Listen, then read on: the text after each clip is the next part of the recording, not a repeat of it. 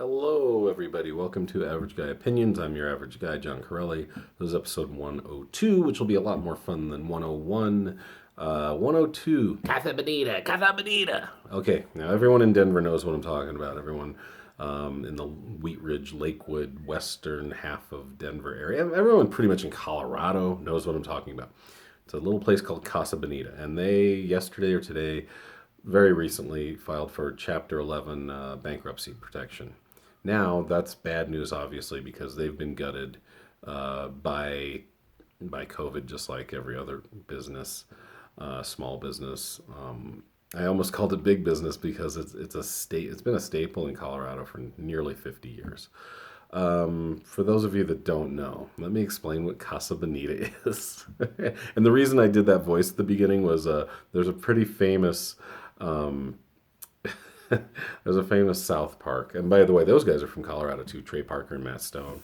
They actually were filmmakers at University of Colorado before they became animators with South Park. I actually saw one of um, their independent films at a film festival years ago. It was about the Donner Party, who they went pretty famous in the 1800s. They ended up stranded in the mountains, and Alfred Packer was the only one who survived, and he ate people to survive to live through the winter. He ate the remaining people in the Donner Party. It's pretty crazy. They did a comical bent on that story. It's pretty famous here in Colorado. Like I said, it's a kind of big legend. Um, so, so the sorry, I'm a little stumbly. So Casa Bonita is a big Mexican restaurant, almost a theme park. It's really cool.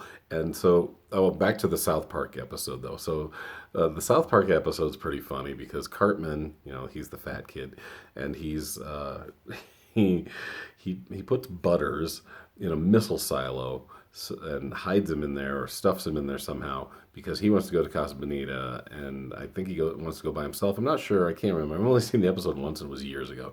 But the whole time, Eric Cartman's just like Casa Bonita, Casa Bonita, because that is really how kids get when you tell them they are going to Casa Bonita. No, let's sorry to go back, but let's describe it one more time, or let's describe it one time. Went up in '73, I think. I've seen differing dates on when it actually started, but it was basically in the early '70s when Casa Bonita went up. It's over here. It's not. It's like a mile away from me. It's on Pierce and Colfax in the former JCRS shopping center. It's got a nice fountain in front. It's a big pink kind of semi like domed. It's a very Mexican looking place. Casa Bonita, for those of you who don't know, means pretty house in in Spanish, and it's weird because it's huge in there, and it doesn't look like much because it's basically in the corner of like the strip mall. So there's a bunch of shops over here, including a Dollar Tree over here. There's an ARC, which is the Association of Retarded Citizens. It's basically like a Goodwill. It's a great secondhand store. And don't blame me, I didn't call it. If you don't like the R word, that's just what it's called. So sorry, but so it's basically in the corner of this place. It's been there forever, long before ARC was there, long before Dollar Tree or any of these other stores were there. This was there, and I think they built the rest of the JCRS around it, maybe, but I'm not 100% sure about that. But it's a Mexican themed, just fun place to go. It's like I say, I wouldn't call it a theme park because there's no rides in there. It's indoors. There are no there's not even like a mini golf course. It's just they got all these caves and the kids run around and go crazy. And there's an arcade with all these, and there's skee ball, and there's a ton of old video games, and there's just all these places you can go, and they do little shows. Like there's a guy that does caricatures of people, and that's fun. And there's like puppet shows, and it's just huge because it is such a big tourist place, and it's also a lot of people that have lived here their whole lives, like me, like to go there. The kids love to go there. The food is horrible. If you want to eat, do not go to Casa Bonita. Here's this has always been the tagline about Casa Bonita for the locals who know. Just eat the sopapillas. Get the cheapest meal you can get because they force you to buy a meal. What they should do, Casa Bonita, my one lesson to you is what they should do is just sell tickets. Make it $10 to go in. You go in. If you want to buy food, great. If you don't, you don't have to. That's the way it should be, in my opinion. The meals run about $15, and they're just not good. I mean, we haven't been there, my sons and I, in a long time. I think Logan went for his 12th or 13th birthday, maybe 14th.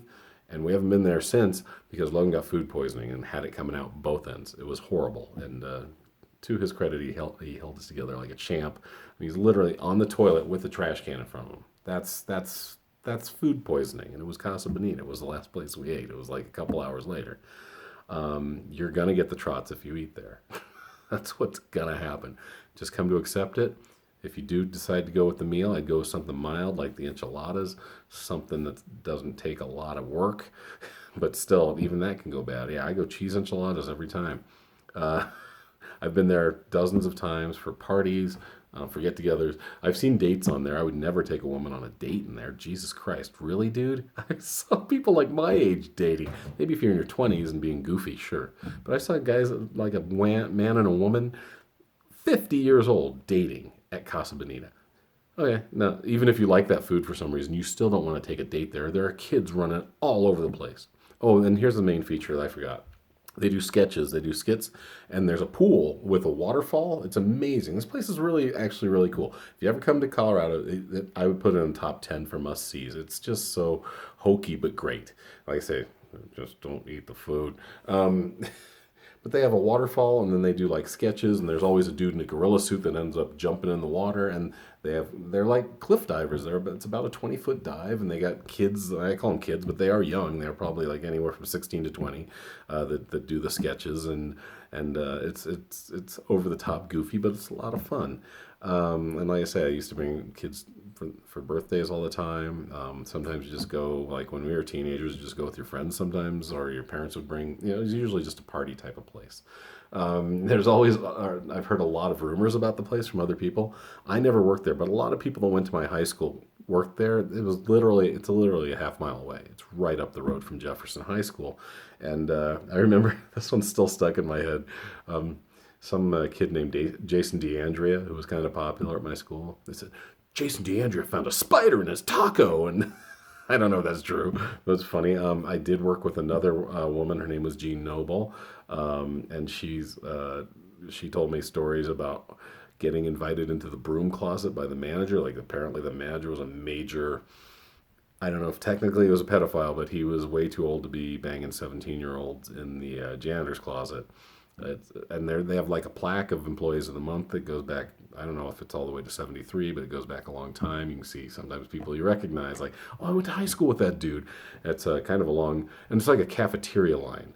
So you go in, you go to your left, and you check out the menu for a minute, and then it's a long ass line because, like I say, it's deceptive. It doesn't look like there's much in there. You get in there, it's like an Escher drawing or something. It just never ends. It's like, oh, there's more room here, and there's tons of dining space, tons of caves for the kids to walk through, and all the other stuff that I mentioned. Oh, and this is kind of funny. I think Casa Bonita is pretty damn self-aware because I want to say the Casa Bonita episode came out maybe in the mid 2000s, some 10, 15 years ago. And they have not animals, stuffed people, little plush versions of the four main characters of South Park, like hidden in the nooks and crannies, because it's got all kinds of crazy, like Mexican decorations and plants all over. But so, yeah, you can find Kenny, Stan, Kyle, and Eric, I think, are the four. I haven't watched South Park in too long, but those, you can find them like tucked away in the rocks somewhere. It's very cute. So it's good to know that Casa Bonita is kind of self-aware. I wish they'd get even more self-aware and just say, hey, if you don't want to eat here, we get it. We're going to charge you a ticket and let you in. But yeah, if you ever get here and can come to Casa Bonita, you owe it to yourself. It's a lot of fun. Big pink building on Colfax and Pierce. Just Google it. That's all you have to do when it comes to Casa Bonita. I wish I had some more stories. I just really don't. I've always had fun there. Outside of the food poisoning story and the other ones I mentioned, that's about it. I guess better beware of the broom closet. Employees, I don't know. Be careful. Don't get sexually assaulted at Casa Bonita. Don't eat there, but do go there. Have a lot of fun. All right, thanks, guys. I managed to stretch it to 10 minutes. You guys have a great night, great day, whatever you're having. Talk soon. Peace.